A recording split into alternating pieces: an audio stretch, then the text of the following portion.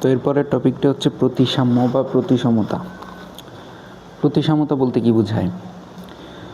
প্রতিসাম্য বলতে প্রাণীদেহের মধ্য রেখীয় তলে দুপাশে সদৃশ বা সমান আকার আকৃতির অংশের অবস্থানকে বোঝায়।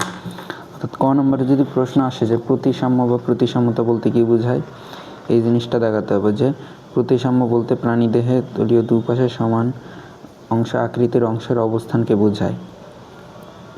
ঠিক আছে, এতটুকু। পরে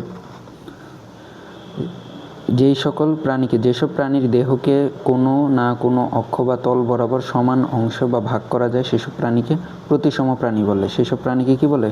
প্রতিসম প্রাণী বলে। তো এটাও একটা প্রশ্নের আনসার হয় যে যেসব প্রাণীর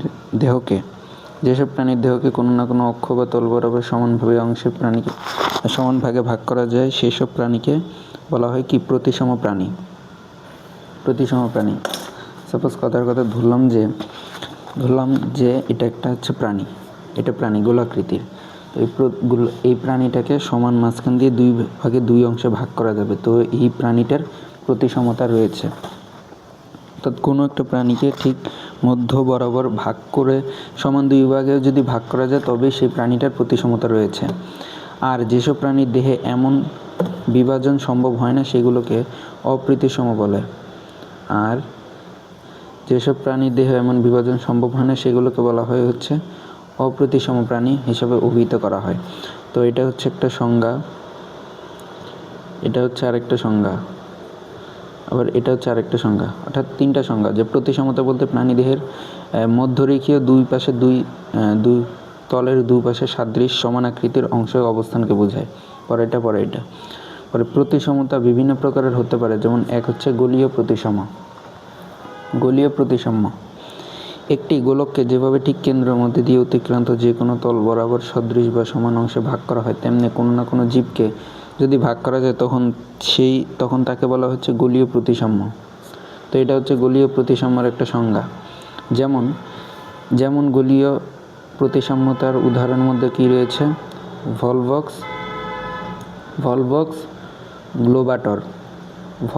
গ্লোবাটর। এটা কিসের উদাহরণ? ফটোসিনথেটিক প্রোটিস্টের উদাহরণ।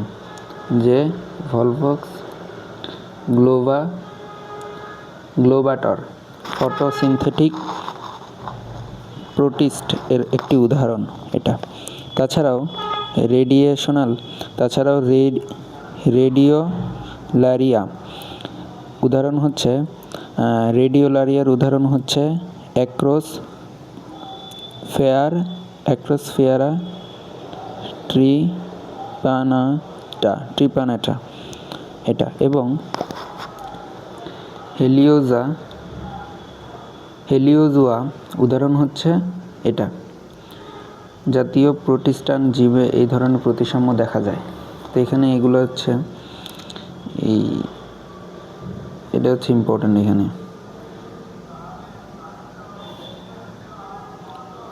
হেলিওজোয়ারের উদাহরণ হচ্ছে জিমনোস্ফিয়ারা এলবিয়েরা। জাতীয় প্রোটিস্টান জীবে এই ধরনের প্রতিসাম্যতা দেখা যায়।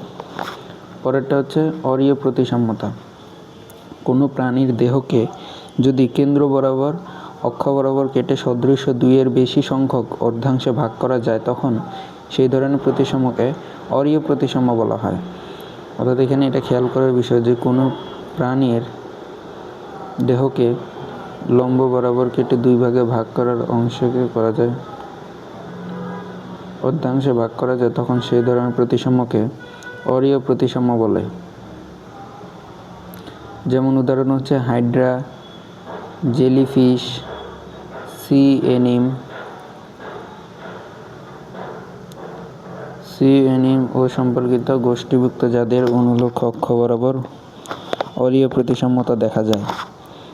অর্থাৎ কোনো প্রাণীকে দেহকে কেন্দ্রীয় বরাবর লম্ব অংশ কেটে সদৃশ দুই ভাগে অর্ধাংশে ভাগ করা যায় তখন সেই ধরনের প্রতিসাম্যকে অরীয় প্রতিসাম্য বলে।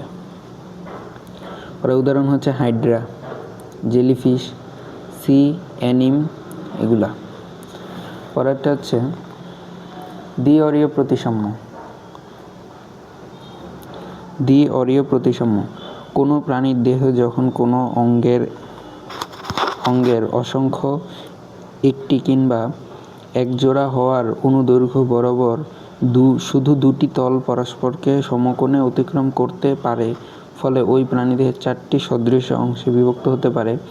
এ ধরনের প্রতিসাম্যই হচ্ছে দ্বি-অরীয় প্রতিসাম্য।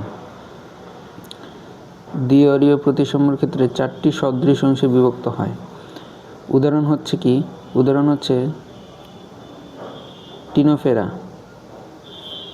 হচ্ছে টিনোফেরা পর্বভুক্ত প্রাণীর দেহ, যেমন সিওলোনা মৌলিকভাবে অরীয় প্রতিসাম্য হলেও দুটি কোর্সিকা থাকার এগুলো দ্বি-অরীয় প্রতিসাম্য। দুটি কোর্সিকা থাকার কারণে এরা কি দ্বি-অরীয় প্রতিসাম্য। পরেরটা হচ্ছে দ্বিপার্শ্বীয় প্রতিসাম্য। যখন কোনো প্রাণীর দেহকে কেন্দ্র অক্ষ বরাবর শুধু একবার ডানে ও বামে অর্থাৎ স্যাজিটাল তল দুটি সদৃশ অংশে ভাগ করা যায়, তখন তাকে দ্বিপার্শ্বীয় প্রতিসাম্য বলে।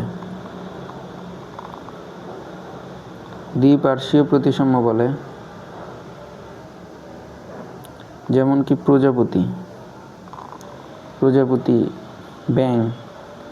প্রজাপতি, ব্যাঙ, মানুষ, হোমো স্যাপিয়েন্স।